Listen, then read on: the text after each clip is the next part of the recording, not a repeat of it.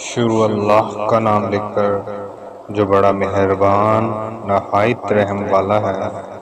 حجاب کے متعلق کچھ باتیں، کچھ حقیقت آپ کے سامنے پیش ہے۔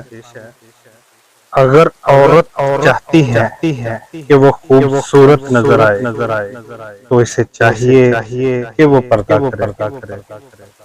اسی طرح کی حجاب کے متعلق حدیث نبوی ہے، اے نبی اپنی بیویوں سے اور اپنی صاحبزادیوں سے اور مسلمانوں کی عورتوں سے کہہ دو کہ وہ اپنے اوپر اپنی چادریں لٹکا لیا کریں، اس سے بہت جلد ان کی شناخت ہو جایا کرے گی، پھر نہ ستائی جائے گی اور اللہ بڑا مغفرت کرنے والا ہے۔